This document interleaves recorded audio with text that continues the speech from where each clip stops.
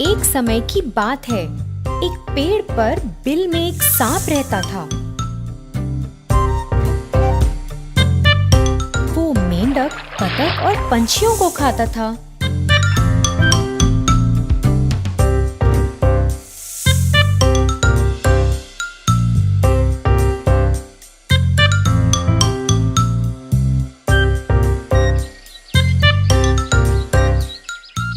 वो दिन में सोता और रात में शिकार करता था।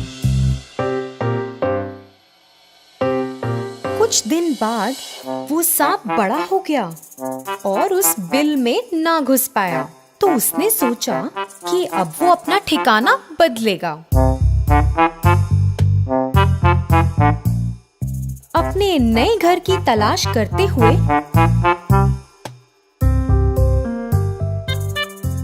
उसे एक बरगद के पेड़ पर एक बड़ा सा बिल दिखा। उस पेड़ के नीचे चींटियों की पहाड़ी थी।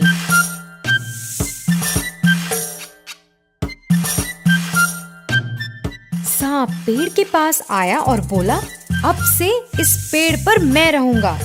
तुम सबको इस जगह से तुरंत जाना पड़ेगा। उस पेड़ के आसपास रहने वाले सभी जानवर और पंछी बहुत डर गए थे, मगर चींटियों को कुछ फर्क नहीं पड़ा था। वो पहाड़ी उन्होंने बहुत मेहनत से बनाई थी। सभी चींटियां एकजुट होकर आगे बढ़ी और उस सांप को चारों तरफ से घेर लिया और उसे काटने लगी। सांप को बहुत दर्द हुआ और चिल्लाता हुआ वहां से भाग गया। उसके बाद वो वहां कभी वापस नहीं आया। फिर तभी से सारे जानवर और पंछी वहां खुशी से रहने लगे। धन्यवाद बच्चों। एक बार एक पहाड़ की चोटी पर एक विशाल वृक्ष पर सिंधु का नाम का एक विशेष पक्षी रहता था। पक्षी की खासियत यह थी कि जब उसकी बूंद धरती पर गिरती थी तो वे शुद्ध सोने में बदल जाती थी। वह इस पेड़ पर अकेला रहता था और शांति से वहां अपना जीवन व्यतीत कर खुश था। एक दिन एक शिकारी पक्षियों की तलाश में पहाड़ की चोटी पर घूम रहा था। कई घंटों के बाद जब वह किसी पक्षी को पकड़ने में सक्षम नहीं था, तो उसने विशाल पेड़ के नीचे कुछ देर आराम करने का फैसला किया, जिस पर सिंधु का रहता था। बस जब शिकारी सोने लगा ही था, तो पक्षी ने अचानक पेड़ के ऊपर से अपनी बूंद को गिरा दिया, जो धरती पर गिरते ही सोने में बदल गई। शिकारी के चेहरे के ठीक बगल में सोने का टुकड़ा गिरा और जब उसने देखा तो उसने चिड़िया की ओर देखा। फिर से एक और टुकड़ा गिर गया और इस बार शिकारी ने जमीन पर इसे सोने में बदलते देखा। इस सब ने शिकारी को बहुत हैरान कर दिया था। शिकारी सोचने लगा, मैं कई वर्षों से पक्षियों को पकड़ रहा हूँ, लेकिन कभी भी ऐसा पक्षी नहीं देखा, या यहाँ तक कि ऐसे पक्षी के बारे में सुना भी नहीं जिनकी बूंद सोने में बदल जाती है। यह निश्चित रूप से एक विशेष पक्षी है जिसे मुझे पकड़ना है। दुख की बात ये थी कि जब शिकारी ने ऐसा सोचा तो सिंधुका को उसके बारे में पता नहीं था। वह अपने पेड़ पर आराम कर रहा था और शिकारी योजना बना रहा था। शिकारी ने पेड़ पर एक जाल बहुत सावधानी से बिछा दिया जब पक्षी ध्यान नहीं दे रहा था और अंत में जाल में फंस गया। जब पक्षी जाल में फंस गया तो शिकारी ने उसे एक पिंजरे में डाल दिया और घर की ओर जाने लगा। उसी समय सिंधुका ने सोचा कि जाल पर ध्यान न देने के लिए वह कितना लापरवाह था और इसी कारण से बेचारा पकड़ा गया। अपने घर जाते वक्त शिकारी ने सोचा, अगर मैं इस पक्षी को रखूंगा तो मैं अमीर बन जाऊंगा और सभी को संदेह होगा कि कुछ तो गड़बड़ है। किसी दिन किसी को पक्षी की सच्चाई पता चलेगी और फिर वे राजा को पक्षी के बारे में बताएंगे। फिर मुझे इसे राजा को देना होगा। लेकिन अगर मैं पक्षी को सीधे ही राजा के सामने पेश करता हूँ तो वह मुझे इस पक्षी के बदले कुछ कीमती चीज देंगे। यह मेरे लिए बेहतर काम करेगा। मैं अपना शेष जीवन राजा की दी गई वस्तु के सहारे जी सकता हूँ। योजना के अनुसार वह सीधे राजा के महल में गया और राजा को सारी बात बताई। उसने राजा को पक्षी दिखाया और राजा एक ऐसे विशेष पक्षी को देखकर बहुत खुश हुआ जिसकी बूंद सोने में बदल जाती है। उसने अपने नौकर को बुलाया। इस पक्षी की उचित देखभाल करो, उसे एक शानदार पिंजरे में रखो और उसे भरपूर भोजन और पानी दो। सुनिश्चित करें कि वह दूर नहीं हो। वह महल का शाही पक्षी होगा और अपनी बूंदों से मुझे कई दौलत देगा। अचानक राजा के मंत्रियों में से एक राजा के पास पहुंचा। राजा जी, एक पक्षी की बूंदें सोने में कैसे बदल सकती हैं? ये तो असंभव है। आप इस राह चलते शिकारी पर कैसे भरोसा कर सकते हैं जिसे कोई ज्ञान नहीं है? मैं आपसे अनुरोध करता हूँ कि आप पिंजरे को खोलें और पक्षी को दूर जाने दें और इस शिकारी को ऐसी झूठी जानकारी देने के लिए दंडित करें। राजा ने अपने विश्वसनीय और बुद्धिमान मंत्री के शब्दों पर विचार किया और यह सच था। हाँ, कोई पक्षी सोने की बूंदें कैसे दे सकता है? मैंने इसे अपने आँखों से भी नहीं देखा। यह शिकारी शायद बदले में पैसा चाहता है। राजा ने पहरेदारों को शिकारी को गिरफ्तार करने और पक्षी को छोड़ने का आदेश दिया। जैसे ही पक्षी मुक्त हुआ, वह उड़कर पास के एक दरवाजे के शीर्ष पर पहुंच गया और वहां बैठ गया। अचानक उसने अपनी बूंदों को गिराया जो सोने में बदल गईं। राजा और उनके मंत्रियों सहित सभी ने यह देखा और चौंक गए। राजा को पता था कि उसने एक गलती की है और तुरंत अपने पहरेदारों को पक्षी को पकड़ने का आदेश दिया। मगर बहुत देर हो चुकी थी। सिंधुका आकाश में उड़ गया और उसने खुद को फिर से लापरवाह नहीं होने का वादा किया। उसने दूसरे पहाड़ पर एक नए स्थान के लिए उड़ान भरी जहां कोई भी उसे फिर से पकड़ ना पाए। तो बच्चों, इस कहानी से हमें क्या शिक्षा मिलती है कि चाहे कुछ कितना भी असंभव लगे, हमें उसकी पूरी तरह जांच करनी चाहिए। धन्यवाद। सोने का ढेर। एक बार था एक किसान वीर नाम का। वह दूसरों के खेतों पर हल जोतने का काम करके अपनी रोजी रोटी कमाता था। एक दिन वह एक खेत पर गया। उसने काम शुरू ही किया था जब उसको जमीन में कुछ पीला और चमकीला नजर आया। मिट्टी हटाकर देखा तो अंदर था सोने का एक ढेर। वीर इतना बड़ा ढेर देखकर चकित रह गया और अपने आप को भाग्यशाली समझा। अपने साथ इस सोने को ले जाना चाहता था, परंतु दिन का समय था और ऐसे खुले आम दिन में इतनी कीमती चीज ले जाना उसको सही नहीं लगा। वीर ने रात को उधर वापस आने का निर्णय लिया और सोने को वहीं पे छुपा दिया। वीर वापस उसी स्थान पर रात को लौट आया और जमीन को खोदने लगा। सोने के ढेर को रस्सी से बांध दिया ताकि उसको आसानी से खींच पाए, परंतु सोने का ढेर बहुत भारी था। वीर ने फिर उस ढेर को 4 समान हिस्सों में काटने का निर्णय लिया ताकि उसको आसानी से और सुरक्षित रूप से घर ले जा पाए।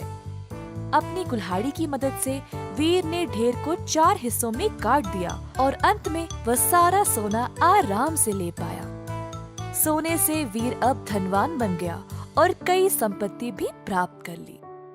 इस कहानी से हम ये सीखते हैं कि कोई भी कीमती वस्तु को बुद्धिमानी से संभालना चाहिए। चक्रधारक। एक दिन 4 ब्राह्मण वन के भीतर चल रहे थे। कुछ देर उनको एक आश्रम नजर आया। उस आश्रम में रहते थे योगी भैरवानंदा। चारों ब्राह्मण उस आश्रम की ओर गए। योगी जी बाहर निकलकर पूछे, कौन हो तुम लोग और यहाँ क्यों आए हो? गुरुजी, हमने आपकी अनोखी शक्तियों के बारे में सुना है। आपसे मिलकर हम धन्य हुए। क्या आप हमें भी अपने चमत्कार दिखाएंगे? ये ब्राह्मण अच्छे इरादे से यहाँ आए हैं, मुझे इनकी सहायता करनी चाहिए। योगी जी आश्रम के अंदर गए और 4 बेलचे लाकर ब्राह्मणों को सौंप दिया। ये बेलचे ले जाओ।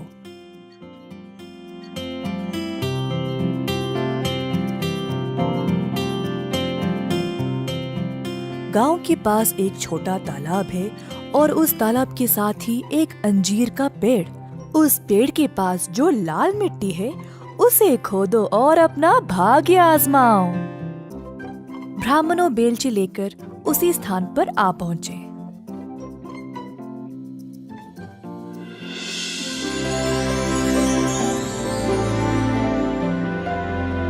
खोदते समय पहले वाले को एक तांबे की चट्टान मिली। ओह ओह, कमाल है, तांबे की चट्टान। चलो वापस चलकर इसको आपस में बांट लें।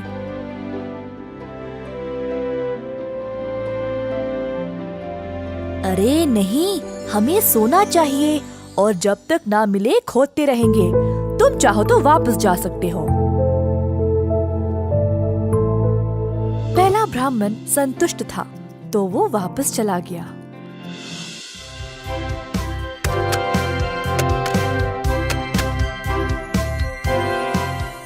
ओह ईश्वर, चांदी! मैं बहुत भाग्यशाली हूँ। चलो इसको आपस में बांट ले। शायद योगी जी इसी खजाने के बारे में बात कर रहे थे।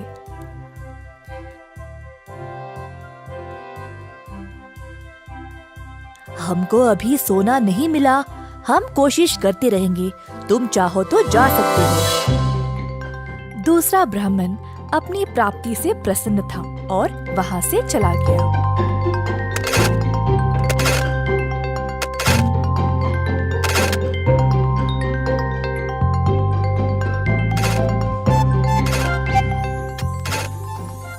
देखो, सोना मिल गया। चलो इसको भोरी में भर के ले जाएं। अरे ना ना, लगता है ये कोई विशेष जगह है। पहले तांबा, फिर चांदी, फिर सोना। अगर मैं और कोशिश करूं तो शायद मुझे हीरे मिल जाए। तुम जा सकते हो, मैं हीरे लेके ही वापस आऊंगा। इतने लालची भी मत बनो, अब अंत में कुछ नहीं मिलेगा। हमको इतना सब कुछ तो मिला है पहले ही। चलो चलते हैं। ना, मैं तो हीरे लेके ही आऊंगा, देख लेना।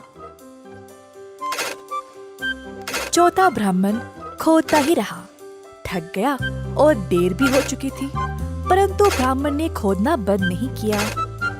खोदते खोदते जमीन में एक बड़ा सा सुराख बन गया और अचानक से ब्राह्मण उसी में फिसल गिर पड़ा। खुद को उसने कोई अलग सी जगह में पाया। ऊपर उठा तो उसने एक आदमी को देखा जिसके सर पर एक चक्र घूम रहा था। ब्राह्मण हैरान रह गया। तुम कौन हो और यहाँ क्या कर रहे हो? और ये तुम्हारे सर पर चक्र क्या है? ब्राह्मण के ऐसा पूछते ही वो चक्र अब उसी के सर पर आ गया और घूमने लगा। ये क्या है? इस चक्र को मुझसे दूर करो। मैं कुछ नहीं कर सकता, ये सब ईश्वर के हाथ में है। इधर लालची लोग गिरते हैं। अब तुमको इस खजाने की रक्षा करनी पड़ेगी। तुम्हें ना भूख होगी, ना प्यास, और ना ही तुम्हारी उम्र बढ़ेगी। मृत्यु से भी मुक्त रहोगे। पहले ये बताओ, मैं इस चक्र से मुक्त कैसे हो जाऊं? लालची लोग जब ज्यादा खोदने लगते हैं तो वे इधर गिर पड़ते हैं। कोई और तुम्हारी तरह इधर गिरेगा? अरे नहीं, इतनी बड़ी जिम्मेदारी, मैं इस चक्र का भार बर्दाश्त नहीं कर सकता। ये कब से तुम्हारे सिर पर था? नहीं पता। मैं कई वर्ष पहले यहाँ आया था जब महाराज राम का राज चल रहा था। मुझे तांबा, चांदी और सोना भी मिला परंतु हीरों की लालच में मैं भी फिसल गिर पड़ा। बस मेरे पास बोलने के लिए और कुछ नहीं है।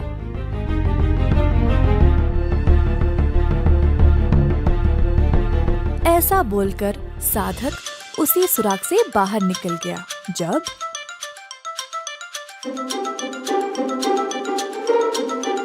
वो तो यही खोद रहा था, पता नहीं कहाँ रह गया।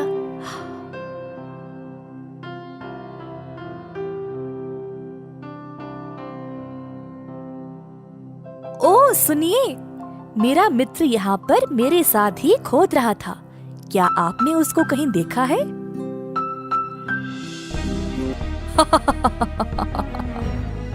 साधक हंसने लगा और तीसरे ब्राह्मण को सारी घटना सुनाई।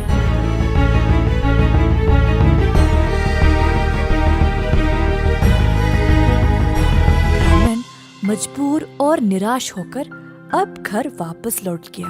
तांबा, चांदी और सोना मिलने के बाद भी तुम रुके नहीं। अगर हमारे साथ ही वापस लौट जाते तो ये सब नहीं होता। मुझे माफ कर दो दोस्त, अब मैं तुम्हारी कोई सहायता नहीं कर सकता।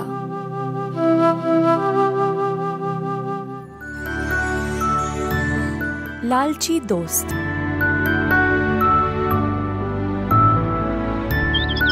एक गांव में रहते थे 3 दोस्त, बिल्लू, नीलू और पिंकू। तीनों की दोस्ती बड़ी पक्की थी।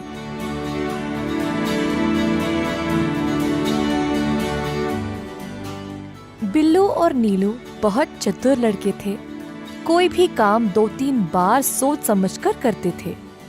दूसरी ओर पिंकू थोड़ा लापरवाह था।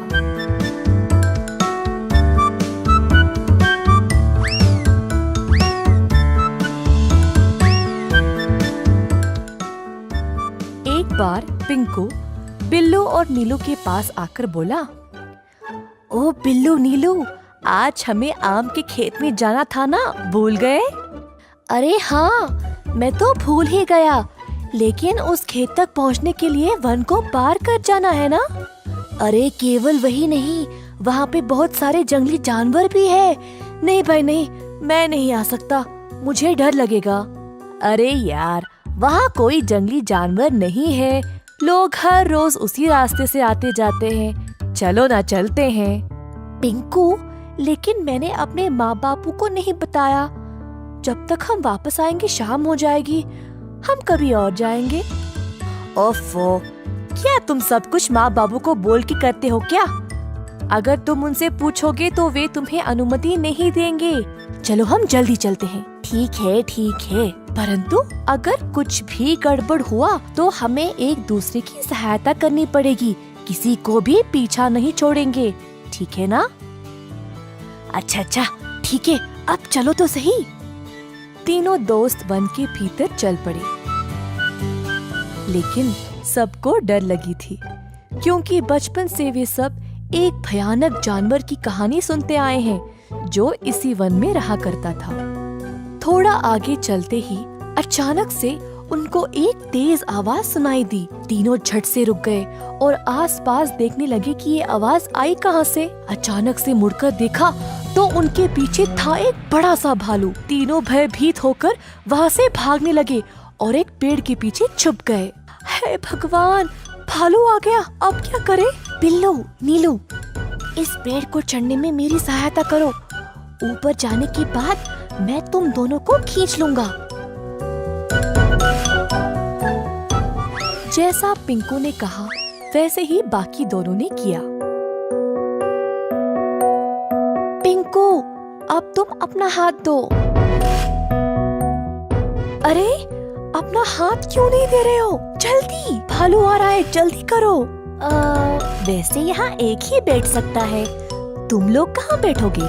बिल्लू और नीलू को पिंकू के ऐसा बोलने पर समझ ही नहीं आया। भालू और पास आने लगा। मेरे दोस्त नीलू, अगर हम जमीन पर पड़कर मरने का नाटक करें तो भालू शायद हमें कुछ नहीं करेगा।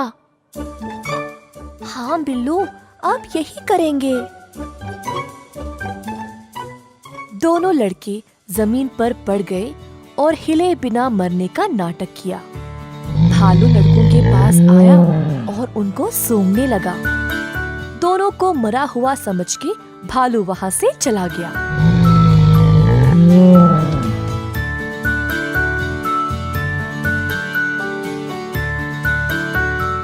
अरे वाह, तुम दोनों ने अच्छे से भालू से छुटकारा पा लिया। बड़े भाग्यशाली हो कि भालू ने तुम लोगों को खाया नहीं। हाँ, बाल बाल बच गए।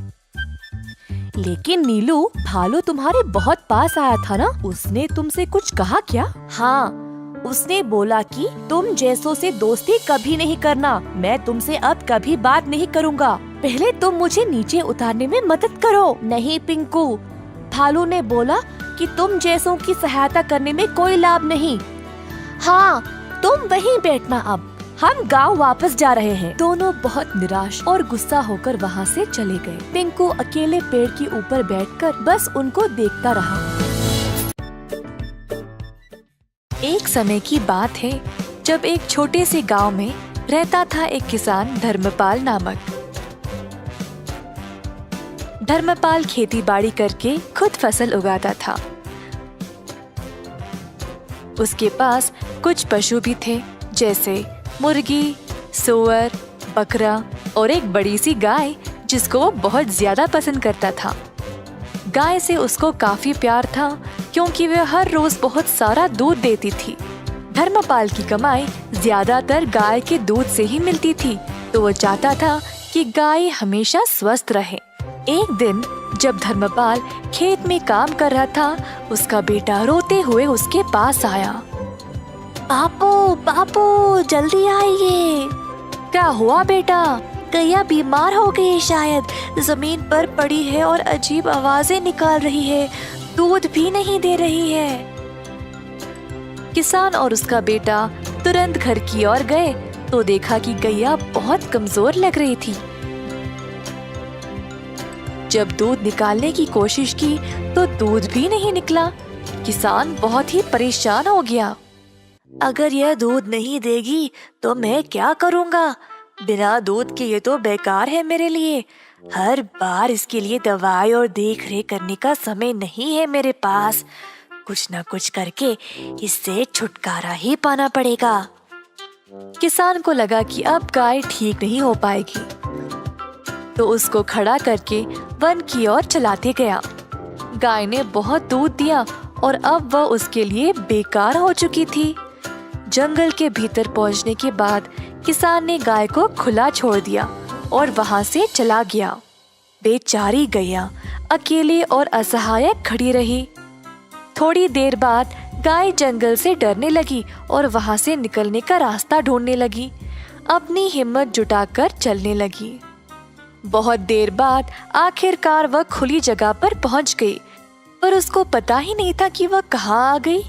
अचानक से उसने एक छोटा सा घर देखा और जल्दी उसकी ओर चलने लगी। घर तक पहुंचते ही वह थकावट से बेहोश गिर पड़ी दरवाजे के पास। यह एक गरीब आदमी मधु का घर था। सुबह सवेरे मधु बाहर आया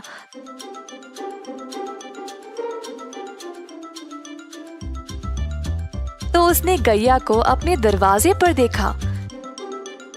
गैया बहुत बीमार लग रही थी और मधु को उसकी यह हालत देखकर बहुत दुख हुआ। उसने अपनी पत्नी को बुलाया मदद के लिए।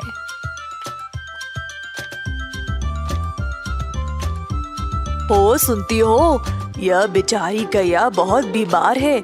इसका ख्याल रखना पड़ेगा। मेरे पास थोड़ा सा घास और चावल है जो यह खा सकती है। मधु ने जो कुछ थोड़ा सा खाना था वो ले आया और गैया के सिर पर गीला कपड़ा रखा। मधु और उसकी पत्नी ने बहुत दिनों तक गैया का ख्याल रखा और धीरे धीरे गैया की हालत बेहतर होने लगी। जल्द गाय अपने आप चलने लगी। मधु गैया से बातें करता था, रोज उसको खिलाते हुए। गैया को भी मधु से बहुत लगाव हो गया। एक दिन जब मधु घर के बाहर सफाई कर रहा था, गैया उसके सामने आ गई। अपना पैर जमीन पर पटका और मजबूती से खड़ी हो गई। पहले मधु को समझ नहीं आया, फिर उसको लगा कि शायद वो दूध देना चाहती है। मधु ने एक मटका लाया और गाय से दूध निकालने लगा। इतना सारा दूध देखकर मधु खुशी से झूम उठा। जल्दी वह अपनी पत्नी को दिखाया, देखो क्या हुआ आज, गौ माता ने दूध दिया है। हम इसको बेचकर अच्छा पैसा कमा सकते हैं। ये तो कमाल हो गया जी, प्रभु ने हमारी प्रार्थना सुन ली। ठीक है, आप जल्दी बाजार जाइए और इसको बेचकर पैसे ले आइए। आज रात हम घर पे दावत करेंगे। तो मधु गया बाजार और दूध बेचकर अच्छा पैसा कमाया।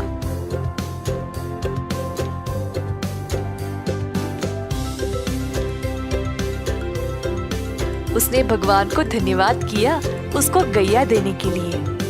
मधु दूध बेचने लगा और जल्द अपने शुद्ध दूध के लिए मशहूर बन गया। गांव वालों को अब केवल उसी का दूध चाहिए था, जिसके लिए अच्छी रकम भी दिया करते थे। इस बात की खबर धर्मपाल तक पहुंच गई। मेरी गैया को चुराने की हिम्मत कैसे हुई इसकी, और अब वह अच्छे पैसे कमा रहा है। मैं अभी जाकर उसको वापस लूंगा, वो तो मेरी गाय है। धर्मपाल गया मधु के घर। मैंने सुना मेरी गैया तुम्हारे पास है और तुम उसका दूध बेच रहे हो। ये तुम्हारी नहीं है, दे दो मुझे वापस। यह सच नहीं है, गाय बहुत बीमार थी और मरने वाली थी।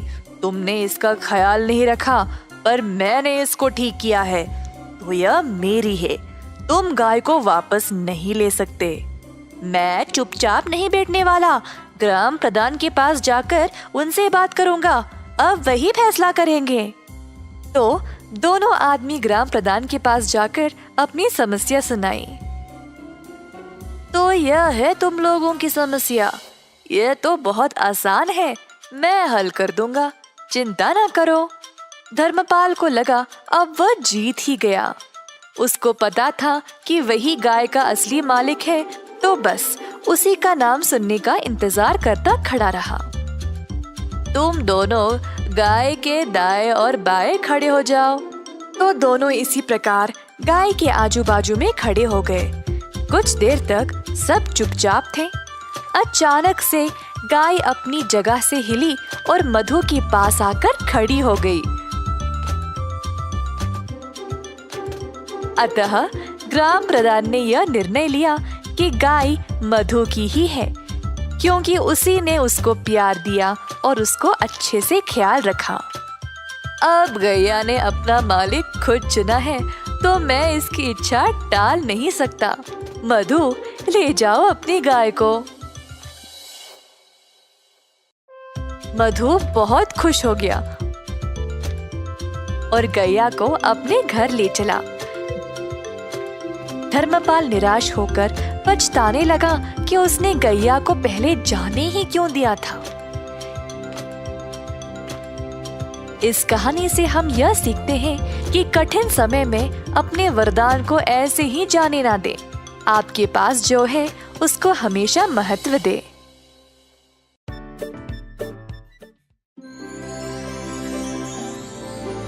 एक बार एक पंडित और उसकी पत्नी गांव में रहते थे।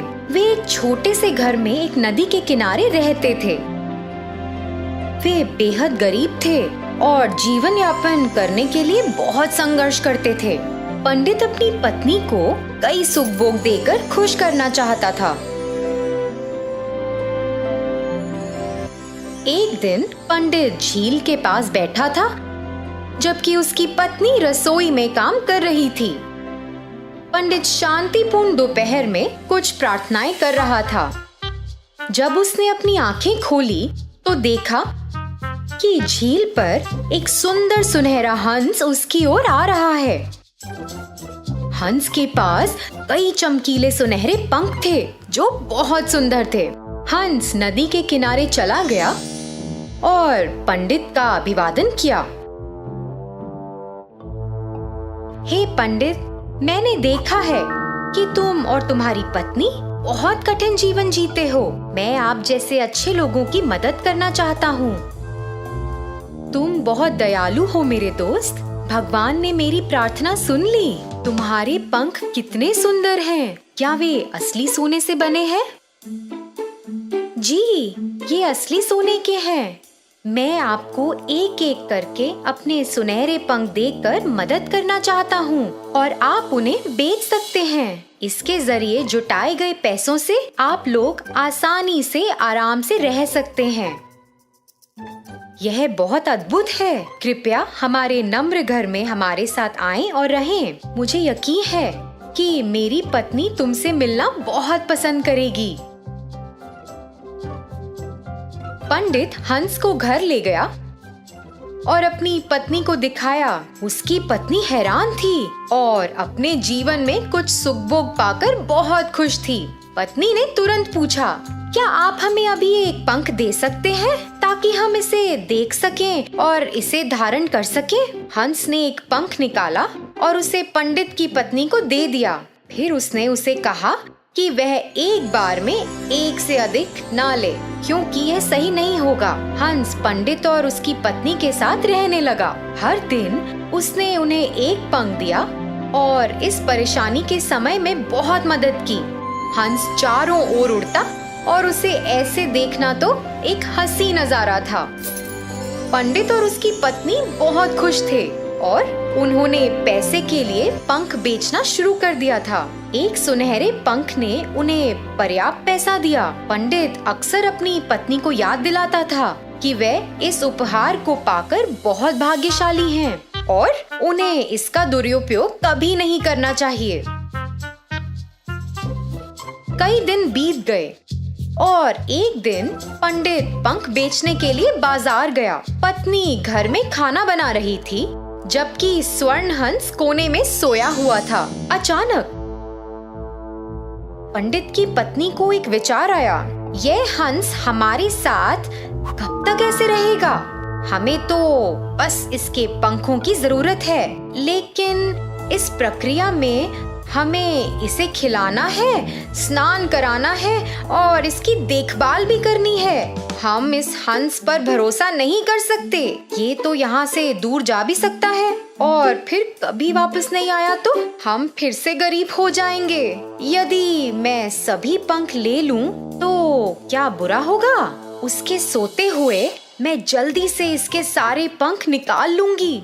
हमें अपने जीवन में एक भी दिन काम नहीं करना पड़ेगा। हम पंखों को सुरक्षित रूप से संभाल कर रख सकते हैं और जब मन चाहे इस्तेमाल भी कर सकते हैं। पत्नी धीरे धीरे हंस के पास गई और उसे पकड़ लिया। हंस भयभीत हो गया। पत्नी पंख खींचने की कोशिश करने लगी और हंस खुद को मुक्त करने के लिए संघर्ष करने लगा। मुझे तुम्हारी हालत की परवाह नहीं है। मैं तुम्हारे सभी पंख मिलने तक का इंतजार नहीं कर सकती। अरे तुम ऐसा क्यों कर रही हो, मूर्ख औरत? मैं तुम्हारी और तुम्हारे परिवार की मदद करने की कोशिश कर रहा था। तुम एक लालची महिला हो और तुम जीवन के सुख भोग के लायक नहीं हो, क्योंकि तुम उनका दुरुपयोग करोगी। तुम्हारे पति तो तुम्हारे लिए सबसे अच्छा चाहते थे, लेकिन अब तुम अपना अवसर खो चुकी हो। मेरी इच्छा के अनुसार मैं तुमको स्वर्ण पंख देता रहा। अब मुझे लगता है कि तुम्हारी मदद करने की कोई आवश्यकता नहीं है। अब मेरे पंख तुम्हारे लिए बस एक पक्षी के पंख से ज्यादा कुछ भी नहीं है। मैं इस जगह से जा रहा हूँ और कभी वापस नहीं आऊंगा। हंस ने वहाँ से निकलने के लिए संघर्ष किया और फिर उसने पंडित की पत्नी को जोर से चोंच मारा और खिड़की से बाहर उड़ गया। पंडित बस घर में घुसा ही था जब उसने हंस को उड़ते देखा। तुमने हंस के साथ क्या किया? जी, मुझे इसके सारे पंख चाहिए थे और यह मुझे लेने नहीं दे रहा था। मैंने तुम्हें उन्हें नहीं लेने के लिए कितनी बार कहा था। तुमने सब कुछ बर्बाद कर दिया है और अब हम बाकी के जीवन जीने के लिए फिर से गरीब होंगे। तो बच्चों, इस कहानी से हमें क्या सीख मिली? अतिरिक्त लालच से कुछ भी हासिल नहीं होता। धन्यवाद। एक छोटे से शहर में रघु नामक एक बड़ा व्यापारी रहता था। वह एक दयालु इंसान था। बहुत सारे लोग उसके घर आते जाते थे और सभी को उसकी मेहमानदारी पसंद थी।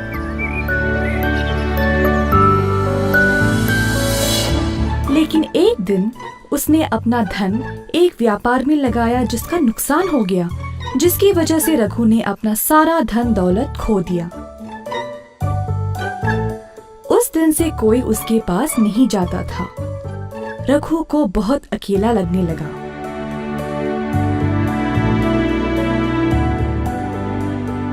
पैसों के बिना मेरा कोई महत्व है ही नहीं, ऐसे कैसे जीऊं मैं? ऐसा सोचते सोचते रघु गहरी नींद में सो गया। उसने तब एक बहुत अच्छा सपना देखा। सपने में एक साधु ने उससे बोला, ओ रघु, तुम बहुत ही अच्छे इंसान हो, मैं तुम्हारी सहायता करूंगा। कल मैं तुम्हारे घर आऊंगा, फिर मेरे सिर को तुम एक लकड़ी से छूना और मैं सोने में बदल जाऊंगा।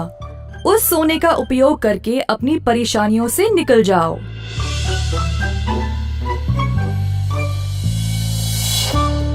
अगली सुबह जब रघु जाग गया तो उसे वो सपना याद रहा। सोच में पड़ गया कि ये सच होगा भी या नहीं। इसी दौरान कोई दरवाजे पर आया। रघु की पत्नी ने दरवाजा खोला और देखा कि नाई आया हुआ है।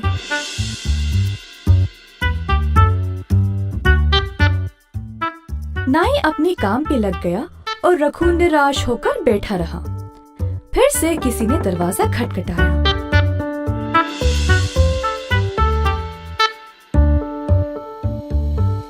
इस बार सच में एक साधु बाहर खड़ा था। रघु साधु को देखकर आश्चर्य रह गया।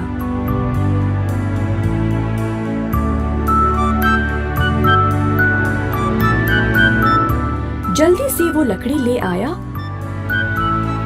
और साधु के सर को उससे छुआ। रघु को विश्वास ही नहीं हुआ कि साधु सच में सोने के रूप में बदल गया। नाई भी ये देखकर अचरज रह गया। रघु ने थोड़ा सा सोना नाई को भेंट में दिया और बोला कि जो कुछ हुआ वह किसी को इस बारे में नहीं बताए। नाई इस बात से सहमत होकर वहाँ से खुशी खुशी सोना लेकर चला गया। कुछ देर बाद वह सोचने लगा, अच्छा, तो इन साधुओं के सिर पर लकड़ी से मारने से ये सोने में बदल जाते हैं। अगले दिन ये लालची नाई एक मंदिर गया और सभी भिक्षुओं को अपने घर भोजन पे बुलाया।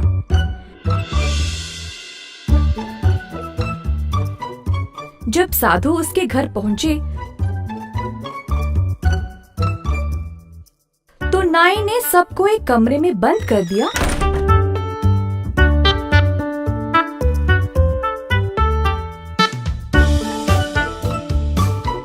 और लकड़ी से सबके सिर पर मारने लगा। बेचारे भिक्षुओं को बहुत जोर की चोट लगी। जैसे तैसे करके सभी वहाँ से भाग गए और महाराज के पास चले गए नाई की शिकायत करने के लिए। महाराज ने सारी घटना सुनी और तुरंत नाई को महल पर आने का आदेश दिया।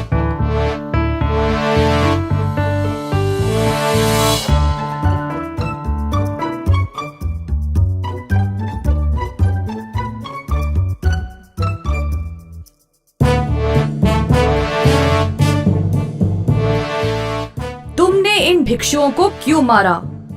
पूछा महाराज ने। जो कुछ नाई ने रघु के घर पर देखा उसने सब कुछ बताया। फिर महाराज ने रघु को भी उधर बुलाया और उससे भी यही सवाल किया।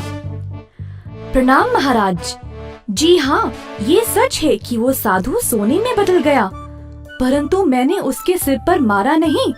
लगता है इस नाई को पूरी कहानी पता ही नहीं। रघु ने महाराज को सब कुछ बताया और उसके वो सपने के बारे में भी। आखिरकार महाराज को सब समझ आ गया और उस लालची नाई को उसके कर्मों के लिए बंदी बना लिया।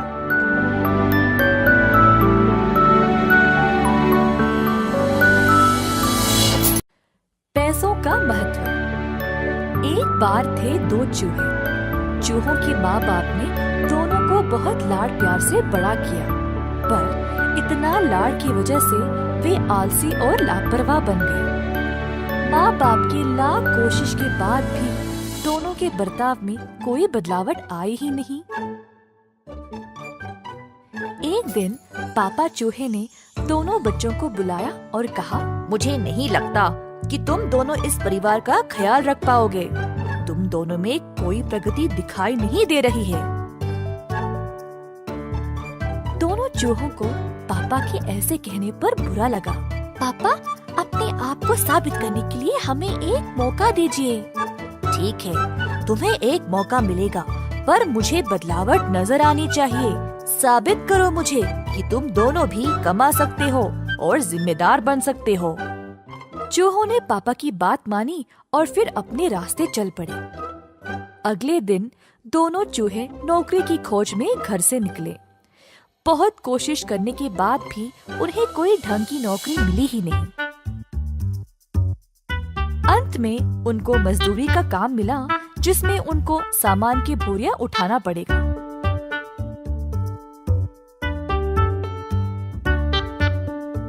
दिन भर मजदूरी करके अपनी पगार लेकर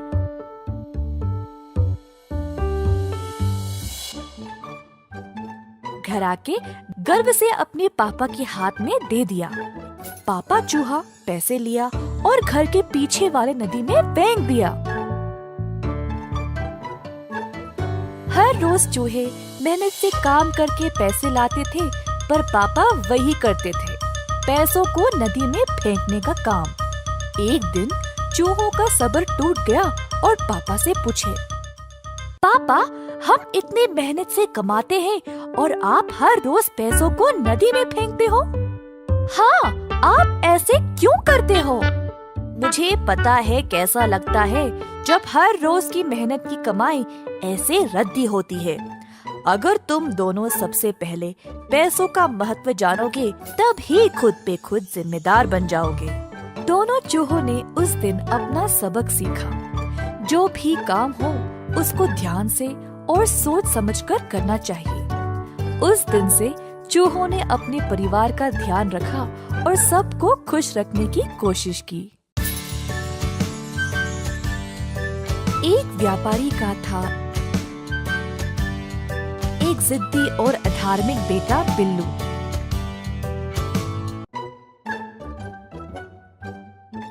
बिल्लू के माँ बाप उसको देखकर दुखी होते थे कि ये कितना लापरवाह है। एक दिन बिल्लू की मैया उसे डांट डांट के थक गई थी। बिल्लू की धार्मिक भावनाओं को जगाने के लिए मैया ने उसको मंदिर भेजना चाहा, साधु जी का उपदेश सुनने। हमेशा की तरह बिल्लू ने जाने से मना कर दिया और भगवान और उसकी माँ का मजाक उड़ाया। और कोई रास्ता ना मिलने के कारण मैया ने बिल्लू को वादा किया कि अगर वो साधु जी के उपदेश को सुनेगा तो वह उसे 1000 तांबे के सिक्के देगी। लालची बेटे ने पैसों के लिए माँ की बात मान ली।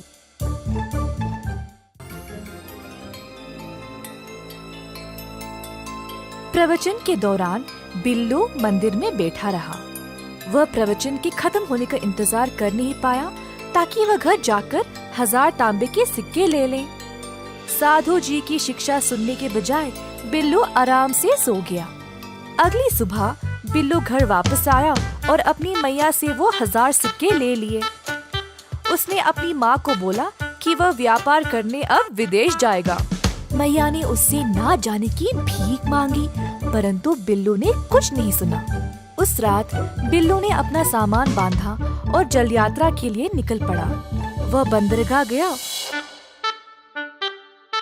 और एक नाव पर सवार हो गया जो विदेश के लिए निकल रही थी।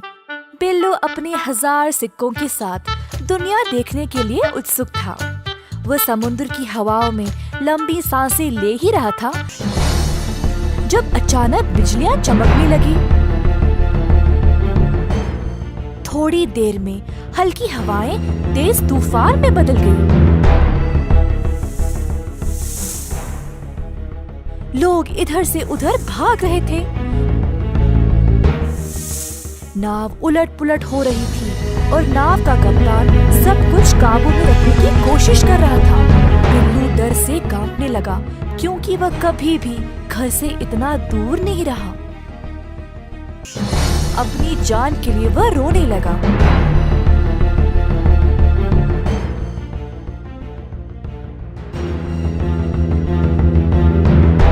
आखिरकार एक लंबी भयानक रात के बाद तूफान गुजर गया, पर नाव बर्बाद हो चुका था। जैसे तैसे करके बिल्लू समुद्र तट तक तैरते हुए आ गया। खुद को रेत पर घसीटते हुए खांसने लगा। जब उसने अपने चारों ओर देखा तो उसे एहसास हुआ कि वह एक द्वीप पर था। उसे अपने इर्द गिर्द एक भी मनुष्य नजर नहीं आया। बिल्लू गला फाड़कर आंसू बहाने लगा। अगर अपनी मैया की बात मानी होती तो आज वह इस परिस्थिति में फंसा नहीं होता। बिल्लू को अपनी अवज्ञा और लालच का भारी रकम देना पड़ा। बाकी चीजों के साथ साथ अपने 1000 तांबे के सिक्कों को भी खो डाला। किसान और लालची बेटा। एक बार रहता था एक गरीब किसान। वह बहुत परिश्रमी था, पर इतना मेहनत करने के बावजूद भी उसकी खेत में कोई फसल नहीं थी। एक दिन पेड़ के नीचे विश्राम करते समय उसने एक सांप घर देखकर सोचा, शायद ये नाग ही इस खेत का रक्षक है। अगर मैं इसकी सेवा करूंगा तो मेरी खेत भी उपजाऊ हो जाएगी। अगले दिन किसान एक दूध की कटोरी ले आया और कहा, ओ नाग देवता, कृपया मुझे समृद्धि और सफलता का आशीर्वाद दे। सांप ने सारा दूध पिया और एक सोने का सिक्का उसके लिए छोड़ा। सोने का सिक्का? तो ये सच है। ये नाग देवा मेरे लिए शुभ है। धन्यवाद ओ नाग देवता। इसी प्रकार कई दिनों तक चलता रहा। एक दिन किसान को काम के लिए शहर जाना पड़ा। उसने अपने बेटे को बोला, बेटा, हर रोज नाग देवता को दूध देना नहीं भूलना। जी बापू, चिंता मत करो, मुझे पता है कैसे करना है। किसान के निकलने के बाद बेटा सांप को दूध देने लगा तो सांप ने रोज की तरह एक सोने का सिक्का दिया। बेटा सोचा, हर रोज एक सिक्का कम है, मुझे सारे एक साथ ही चाहिए। कल मैं सांप को मार के सारे सिक्के निकालूंगा। अगले दिन दूध देते समय किसान के बेटे ने सांप को लकड़ी से मारने की कोशिश की। सांप तो बच निकला, परंतु उसने लड़के को डस लिया। जब किसान वापस आया तो उसे इस घटना का पता चला और वह दुखी हो गया। किसान के बेटे को उसकी लालच की सजा मिल गई। एक समय की बात है, एक गांव में 4 पंडित रहते थे। चारों बचपन से ही दोस्त थे। किताबें पढ़ के उन्होंने खूब ज्ञान प्राप्त भी कर लिया था। मगर उन चारों में एक पंडित था जिसे कभी भी किताबों का शौक ना था। भाइयों, मुझे लगता है हमें अपने इस ज्ञान का सही उपयोग करना चाहिए। हमें शहर जाना चाहिए जिससे हम पैसा कमा सकें। हाँ, ये बहुत अच्छा सुझाव है, पर हमें हमारे साथ विट्ठल को लेकर नहीं जाना चाहिए। अगर वो हमारे साथ आया तो हमें कोई लाभ नहीं होगा। हाँ, एकदम सही बात बोले हो। अरे, तुम ऐसे कैसे सोच सकते हो? हम शुरू से ही साथ में रहे हैं। एक थोड़ा हिस्सा तो हम उसे दे ही सकते हैं। हाँ, ठीक है।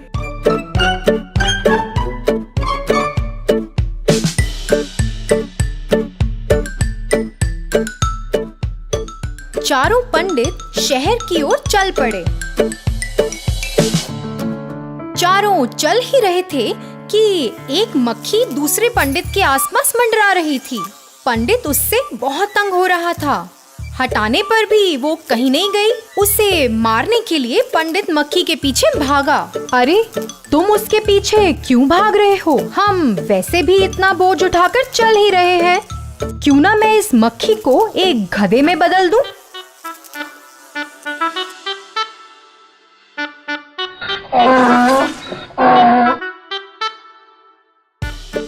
हाँ हाँ, हम अपना सामान गधे पे चढ़ाकर आराम से यात्रा कर सकते हैं। एक गधा इतना बोझ नहीं उठा पाएगा, तो आप अपना सामान मुझे दे सकते हो। अगर तुम इतना बोझ उठाओगे तो सब लोग हमारे बारे में क्या सोचेंगे? नहीं नहीं, ये सही बात नहीं है। तुम्हें हमारे साथ लाने का हमारा सुझाव था, तो जैसा हम बोलेंगे तुम्हें मानना पड़ेगा। इस गधे को मैं एक बलवान जानवर में तब्दील कर दूंगा, एक बाघ में। क्या एक बाघ में तब्दील करोगे? नहीं नहीं, ये सही नहीं है। एक बाघ तो हमारे लिए एक बहुत बड़ी मुसीबत बन जाएगा। तुम मूर्ख हो, तुम्हें क्या पता, हम जैसा बोलेंगे भाग वैसा ही करेगा। तुम बीच में मत पड़ो। तुम विट्ठल की मत सुनो, उसे इस बारे में कोई ज्ञान नहीं है। हाँ, हमने वैसे भी बहुत समय बर्बाद कर लिया है। अगर एक बाघ हमारे साथ हमारा बोझ उठाकर चलेगा तो सब लोग हमारी वाहवाही तो करेंगे। इसी दौरान उन तीनों पंडितों ने उस गधे को एक बाघ में बदल दिया और तभी विट्ठल तो झट से पेड़ पर चढ़कर बैठ गया। जो गधे से बाघ में तब्दील हुआ वो तो एक खूंखार जंगली जानवर था और फिर उसने तीनों पंडितों पर हमला बोल दिया। अरे बाप रे, अगर इन्होंने मेरी बात मानी होती तीनों जीवित होते। तो बच्चों, बिना बुद्धि के हमारी विद्या व्यर्थ है।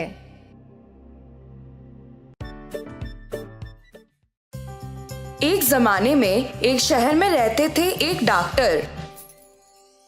वे एक अति उत्तम और दयालु डॉक्टर थे और अपने काम में भी बहुत अच्छे थे।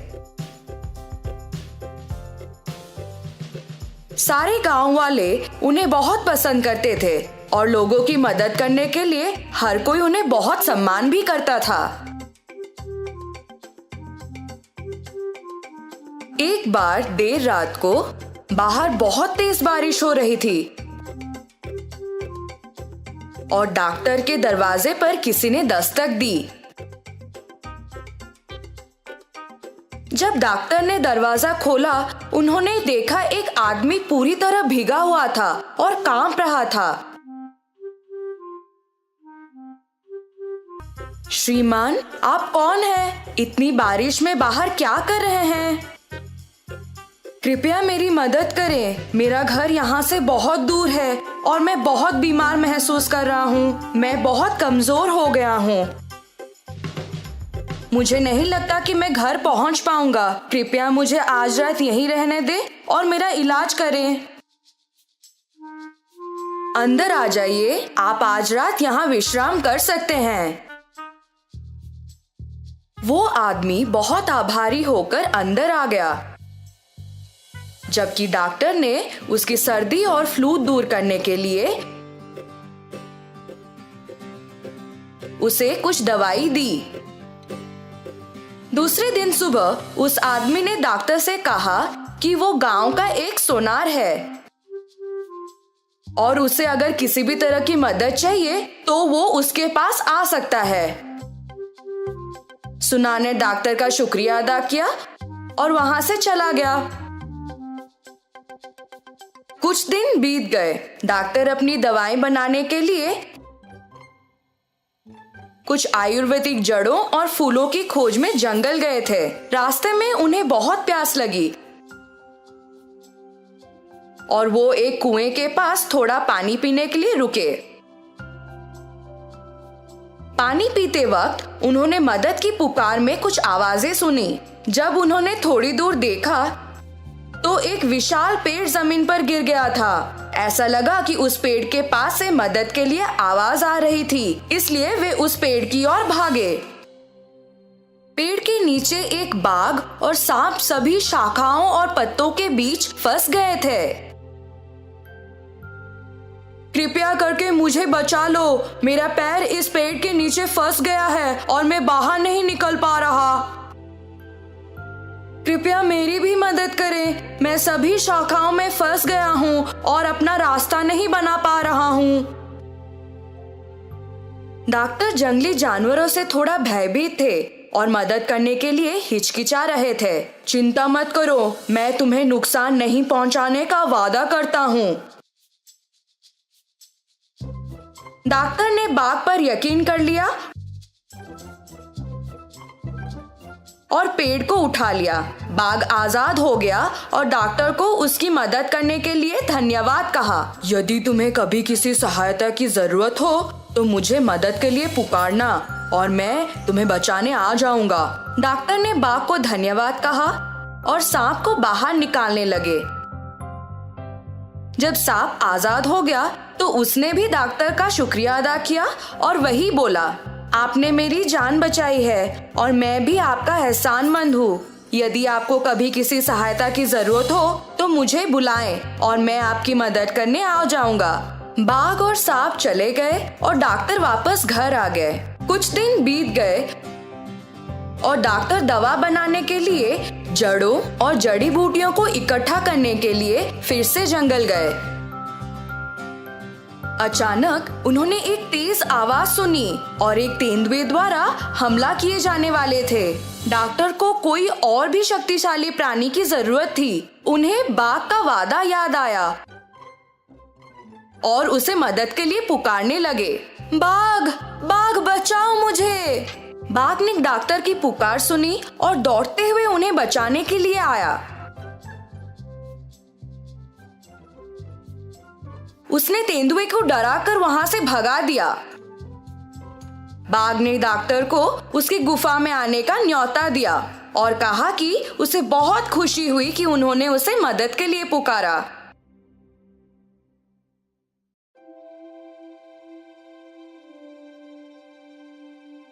उसने डॉक्टर को कुछ सोना भी दिया जो उसे जंगल में मिला था और उसके साथ व्यापार करने के लिए कहा। जैसे ही डॉक्टर बाघ के गुफा से निकले, उन्हें सोनार के वादे के बारे में याद आया और वो गांव चले गए।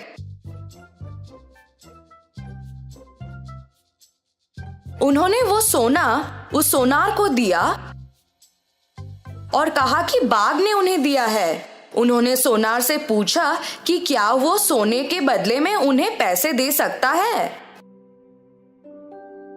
सोनार ने वो सोना पहचान लिया कि वो सोना राजा के बेटे का था। राजकुमार एक दिन शिकार करने निकले थे पर कभी वापस नहीं आए। सोनार को तब राजा की घोषणा याद आई, जो भी राजकुमार या सोना को खोज पाएगा या वापस ले आएगा उसे खजाने से पुरस्कृत किया जाएगा।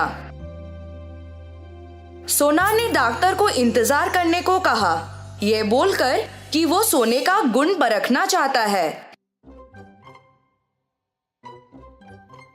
उसी दौरान वो दुष्ट सोनार अपने घर के पीछे वाले रास्ते से निकल गया और राजा के पास गया उन्हें वो सोना दिखाने के लिए। उसने राजा को बोला कि एक आदमी के पास ये सोना था और शायद उसी ने राजकुमार को मारा होगा। राजा को बहुत गुस्सा आ गया और उन्होंने तुरंत डॉक्टर को सजा दी। जैसे ही डॉक्टर को जेल में डाला गया, वे चिल्लाने लगे, मुझसे कोई भूल नहीं हुई है। वो सोना मुझे मेरे दोस्त बाघ ने दिया था। सोना झूठ बोल रहा है। कृपया मुझे यहाँ से जाने दो। जब डॉक्टर जेल में कैद थे, तब एक चूहा उनके पास आया और उनसे बोलने लगा, मैं तुम्हारी मदद करना चाहता हूँ पर मैं ज्यादा कुछ नहीं कर सकता। किसी ऐसे को पुकारो जो वाकई में तुम्हारी मदद कर सके। शायद वे आ जाएं। डॉक्टर को तब सांप के बारे में याद आया और वे उसको पुकारने लगे, ओ सांप, कृपया आकर मेरी मदद करो। जब सांप आया, उन दोनों ने पूरी घटना के बारे में बात की। तब सांप को एक विचार आया कि वो रानी को डस लेगा। क्योंकि मैं एक अपूर्व और जहरीला सांप हूँ, इसलिए कोई अन्य डॉक्टर मेरे काटने का इलाज नहीं कर सकता है। मैं जाकर रानी को काट लेता हूँ। उसके बाद आप उनकी सहायता करने का प्रस्ताव दें। ये बोलकर कि एक डॉक्टर के रूप में आपके पास अच्छे कौशल हैं। आप राजा के रक्षक तक पहुँच सकते हैं और कह सकते हैं कि आप रानी को बचा सकते हैं। योजना को अच्छी तरह से निष्पादित किया गया।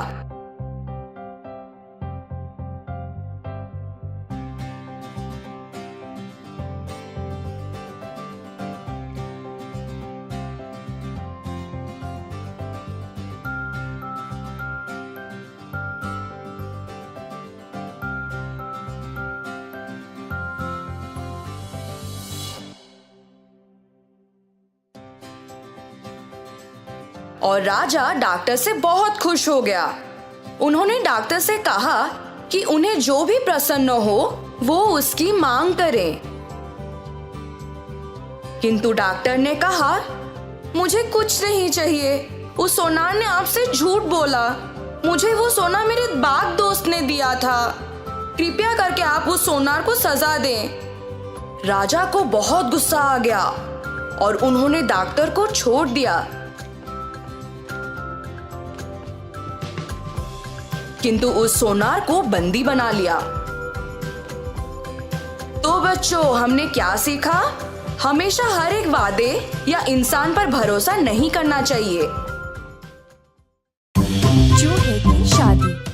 एक बार गंगा के तट के किनारे था एक सुंदर सा आश्रम जहाँ पर कुछ तपस्वी रहते थे शांति से, और गुरु यज्ञ के कुछ चेले जो हमेशा ध्यान करने में मग्न रहते थे। गुरु यज्ञ आत्मा अनुशासन का पालन किया करते थे। एक दिन जब गुरुजी स्नान कर रहे थे, तब एक चील अपने पंजे में एक चूहे को लिए उधर से उड़ रहा था। अचानक से चूहा चील के पकड़ से छूट गया और सीधा गुरुजी के हाथों में गिर पड़ा। जब गुरुजी ने देखा कि वो चील अभी भी उधर ही उड़ रहा था, तो उन्हें लगा कि इस चूहे को अकेला छोड़ना सही नहीं होगा। चूहे को एक बरगद के पेड़ के पास रखा और अपना स्नान पूर्ण किया। अपनी शक्तियों का इस्तेमाल करके उन्होंने उस चूहे को एक छोटी सी लड़की में बदल डाला और आश्रम ले गए। उन्होंने अपनी धर्मपत्नी से कहा, मेरी प्रिय, इस बच्ची को एक प्रदान मानकर स्वीकार करो, क्योंकि हमारे पास खुद की संतान नहीं है।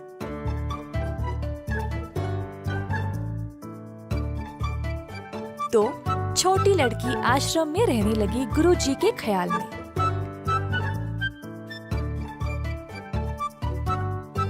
उसने बहुत ज्ञान पाया और दुनिया के बारे में भी बहुत कुछ सीखा। दोनों गुरुजी और उनकी पत्नी को अपनी अनोखी पुत्री पर गर्व था। एक दिन गुरुजी ने ध्यान दिया कि अब उनकी बेटी विवाह के लायक हो चुकी थी। अब क्योंकि वह खुद अनोखी थी, उनको लगा कि उसके लिए कोई अनोखा सहभागी चुनना चाहिए। अगली सुबह अपनी शक्तियों का उपयोग करके गुरुजी ने सूर्य भगवान को बुलाया और कहा, कृपया मेरी पुत्री से विवाह करें। अगर इसकी मर्जी है तो मेरी इच्छा है कि आप इसकी सहभागी बने। परंतु बेटी ने बोला, पिताजी, सूर्य भगवान तो पूरी दुनिया को रोशन करते हैं, पर वे बर्दाश्त के बाहर गर्म हैं और आग जैसे हैं। मुझे इनसे विवाह नहीं करनी। कृपया आप कोई और ढूंढे। गुरुजी सोचने लगे, सूर्य भगवान से भी अच्छे कौन है? सूर्य भगवान ने सलाह दी, गुरुजी, आप बादल राजा से बात कर सकते हैं। वह मुझसे भी महान है, क्योंकि वह मुझे और मेरी रोशनी को छुपा सकते हैं।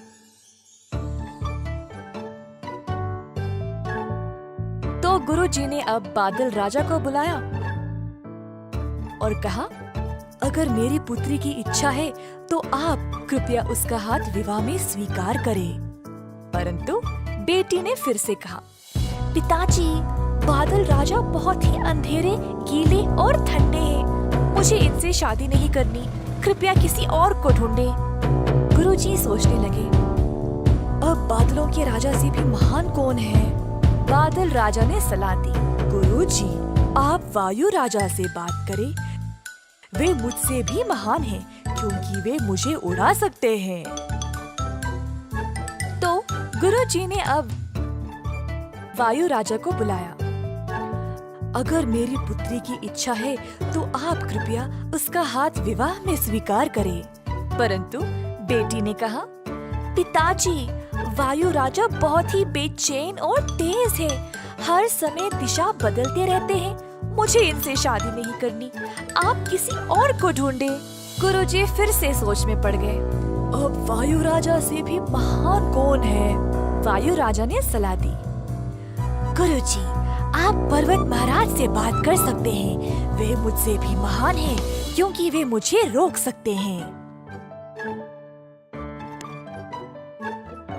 तो गुरुजी ने अब पर्वत महाराज को बुलाया और कहा, अगर मेरी पुत्री की इच्छा है तो आप कृपया उसका हाथ विवाह में स्वीकार करें। पर बेटी फिर से बोल उठी, पिताजी, पर्वत महाराज बहुत ही सख्त और कठोर है। वह एक ही जगह रहते हैं। मुझे इनसे शादी नहीं करनी। कृपया आप किसी और को चुनें। गुरुजी सोचने लगे, अब पर्वत महाराज से भी महान कौन है? पर्वत महाराज ने सलाह दी, क्यों ना आप चूहे के राजा से बात करें। वह मुझसे भी महान है, क्योंकि वे मुझ में भी छेद बना सकते हैं।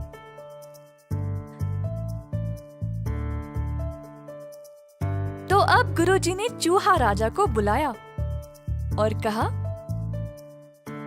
अगर मेरी पुत्री की इच्छा है तो आप कृपया उसका हाथ विवाह में स्वीकार करें। जब बेटी चूहे राजा से मिली तो वह बहुत प्रसन्न हो गई और शर्माते हुए अपनी रजामंदी दे दी। अब अंत में गुरुजी अपनी शक्तियों का उपयोग करके अपनी बेटी को वापस एक सुंदर चूही में बदल डाला, ताकि वह अपने विवाहिक कर्तव्यों को निभा सके। अंततः गुरुजी की बेटी का विवाह हो गया। किसी ने सही कहा था, जो जन्मजात है वह कभी नहीं बदल सकता। कई साल पहले द्वैता नामक एक वन में रहती थी एक चालाक लोमड़ी।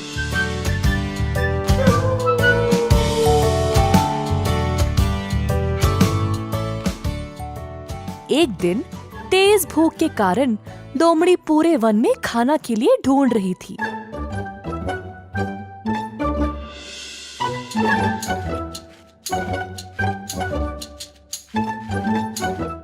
अंत में उसको एक मरी हुई जंगली भैंस मिली।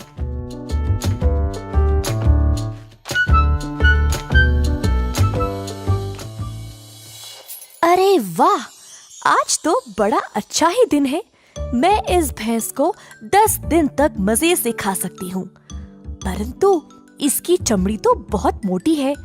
मैं उसको चीर नहीं पाऊंगी। अब क्या करूं? उसी समय उस रास्ते से एक शेर गुजर रहा था। शेर को देखते ही लोमड़ी बोली, मेरे प्रभु, आप सही समय पर आए हैं। आइए, हम दोनों इस जंगली भैंस का मांस साथ साथ खाएंगे। क्या तुम्हारा दिमाग खराब है? तुम्हें पता नहीं तुम किससे बात कर रही हो? मैं इस जंगल का राजा हूँ और मैं केवल खुद से किया गया शिकार का मांस खाता हूँ। तुम्हें इतना भी नहीं पता? ऐसा कहकर शेर वहाँ से चला गया। कुछ समय बाद वहाँ एक बाघ आया। लोमड़ी सोचने लगी, ओफो, अगर ये बाघ इधर आया तो सब कुछ खा जाएगा और मेरे लिए कुछ नहीं बचेगा। कुछ भी करके इसको यहाँ से भगाना पड़ेगा।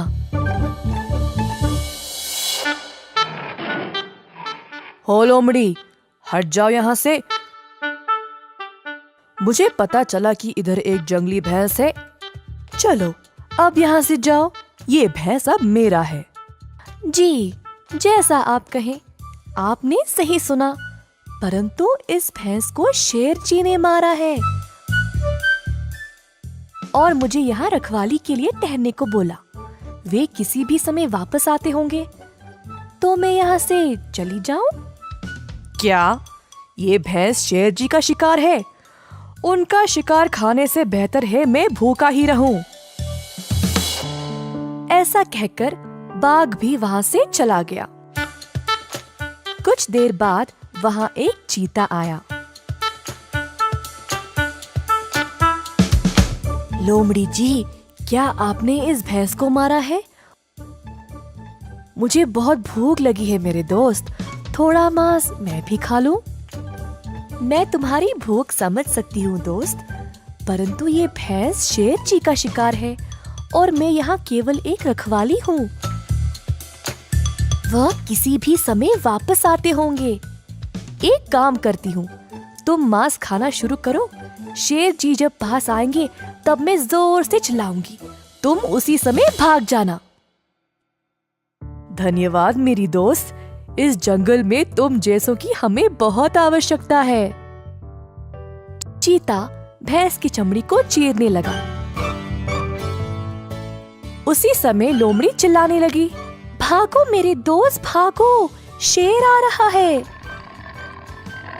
ये सुनकर चीता वहां से तुरंत भाग गया। अब आराम से लोमड़ी ने पेट भर के अकेले अकेले मांस के मजे लिए।